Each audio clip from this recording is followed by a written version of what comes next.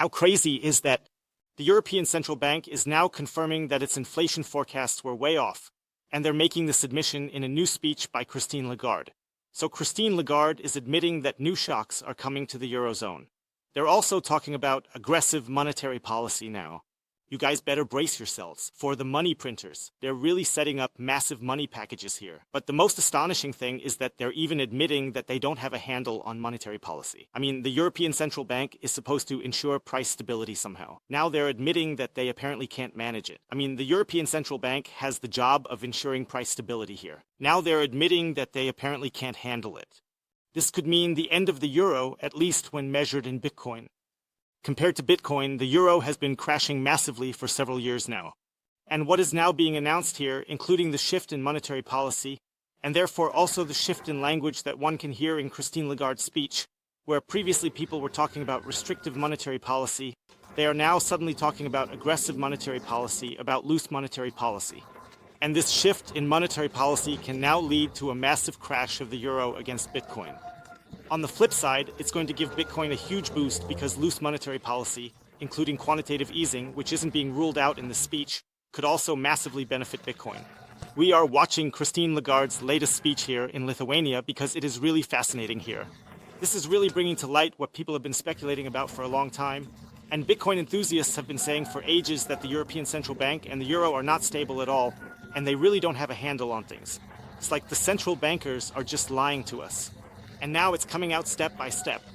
Hey guys, we don't have as much control over it as we've led you to believe.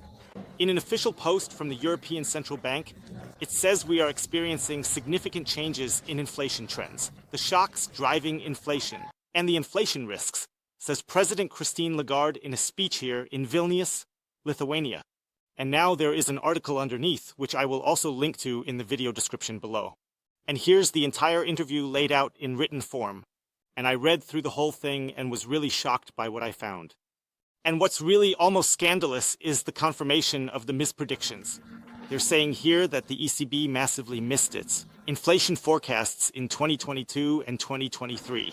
Lagarde admits that the uncertainties were 4 to 5 times higher than normal.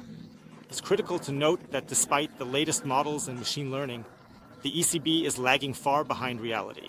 So you really have to ask yourself whether you can trust these forecasts at all, or if you can trust what the ECB is saying here. I also picked out the original quote from Christine Lagarde.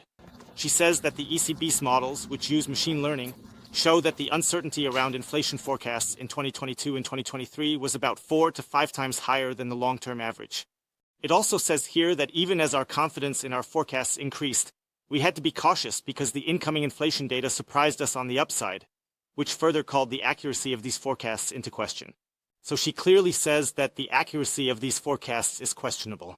In the end, they are making predictions, but they know that they actually have no idea about the thing. There can be a swing up or down at any time through shocks, through inflation shocks or something like that, or through unexpected events and so on. And we are always being led to believe that the central bank has everything under control and knows how it works and can then, let's say, act properly on the economic situation, or let's say not act, but react. But in the end, they're just admitting, hey, we don't really have a plan. We're just doing something, watching, and hoping it works out, more or less just kind of winging it. But really, despite AI and machine learning and whatever, we can't actually control things here. And that's basically the whole point of why socialism doesn't work. If you never have all the data, you really need the complete data of a market. And the only way to get all the information here is basically through the free market. The free market knows exactly, okay, what's the price of a certain good, for example, what should the interest rate of something be? The price of a certain good, for example, the interest rate of something. But if interest rates are just set centrally, if prices, okay, we don't have any crazy price controls yet, but we do have things like rent caps and stuff. If prices are set centrally, if interest rates are set centrally, then it can never work because the market can always assess things better than the central banks themselves. And now they're basically admitting that they can't control interest rates better than the market can. So the question is, why do we even need central banks at all if they're already admitting they have no clue? And they're basically admitting now that they can't control interest rates better than the market can. So the question is, why do we even need central banks at all if they're already admitting they have no clue? The next big shock in this speech was that they're actually changing their language now. And it's really, really important to pay attention to the language here. That's always the key with Jerome Powell when suddenly things change in the rhetoric. The ECB has changed its rhetoric now.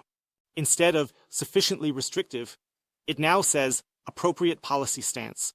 So here, we're no longer aiming for a sufficiently restrictive monetary policy, but we intend to pursue an appropriate monetary course. So that means we're moving from restrictiveness, which means high interest rates, to an appropriate monetary policy.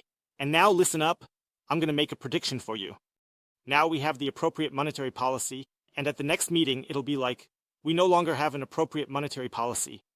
Now we have an aggressive monetary policy or a stimulative monetary policy or something like that. Things are going to loosen up again.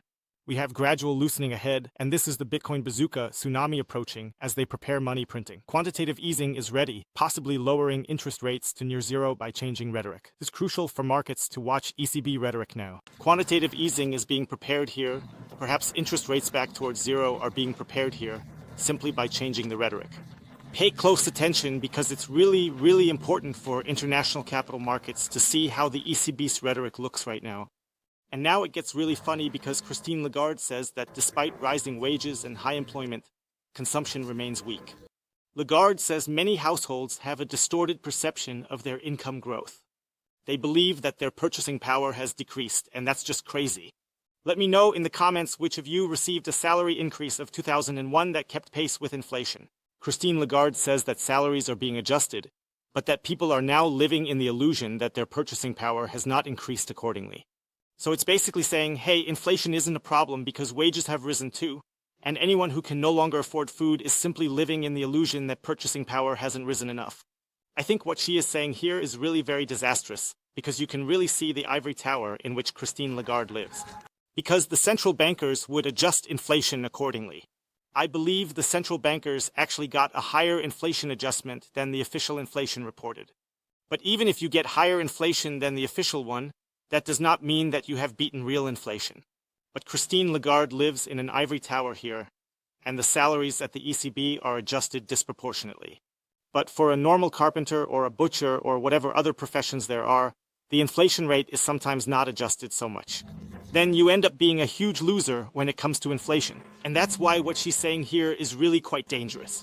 I'll say it again. Many households have a distorted perception of their income growth. They believe their purchasing power has dropped. I mean, that's just downright arrogant, what Christine Lagarde is claiming here. She's basically saying that it's not the central bank's fault for inflation, but that people are too dumb to realize that their purchasing power has actually gone up. But that's just not true. Purchasing power hasn't gone up. It's clearly gone down. At the same time, it's a clear admission from the central bank that they've lost the trust of the citizens and the people. And even the average Joe doesn't believe in the central bank anymore. Because normal people simply don't believe that incomes will continue to rise here. But normal people know very clearly, hey, something isn't right here. I can't say exactly why, but they definitely know that somehow. Life is getting harder, and their purchasing power just isn't keeping up. And now check this out. While energy prices are dropping, service inflation stays high. We're currently at about 4%. Lagarde refers to this as unconnected adjustments. And the scandalous part about this is that the ECB admits it can't get a handle on the high service inflation and domestic inflation, meaning wage inflation, quickly enough. So, control over inflation has only been partially restored. So, the European Central Bank is acting like they've got control over inflation now. They also mentioned that in the official ECB speech a few days ago. And now, it's in small print we control inflation except in service and domestic sectors. At the bottom, it says 2001, but about other stuff like asset price inflation, she didn't mention it, but it's also out of control. And then at the bottom in the small print, it says 2001, yes, but about all the other things, asset price inflation, she didn't say that here, but she doesn't have asset price inflation under control either. So, they say they have inflation under control, but then in the fine print, it says, but here, we definitely don't have it under control. And this is the gaslighting that is so important to understand, why you have to click the subscribe button here now, because you really can't let yourself be fooled here. You really need to check what's going on here. Move your money from banks to assets like Bitcoin or gold. Ensure you exit the banking and ECB cycles. Decide if supporting the old system makes sense. Do what you think is right, but make sure you take your money out of the banking cycle, out of the ECB cycle. Of course, this is not investment advice. You have to decide for yourself.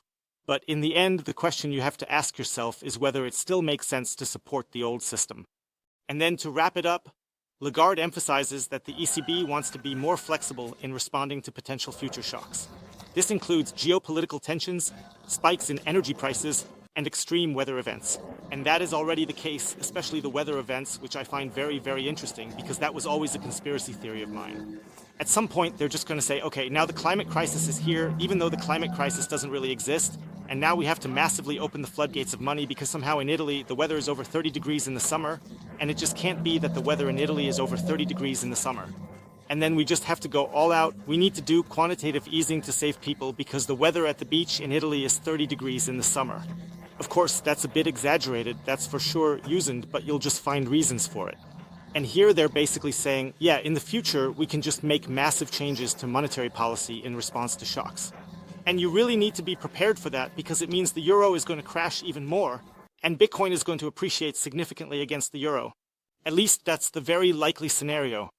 If you want to buy Bitcoin now, I'll drop a link below to 21 Bitcoin, especially for beginners and newcomers, but also for the OGs who have been in the game for a while. Here's the best way to buy Bitcoin. You can even set up a savings plan here. Here, you can get up to 20% off the fees when buying Bitcoin with the code BitcoinHotel. Absolutely recommend it. See you later. Let the customers know what Christine Lagarde's plans are. See you then. Peace out, using.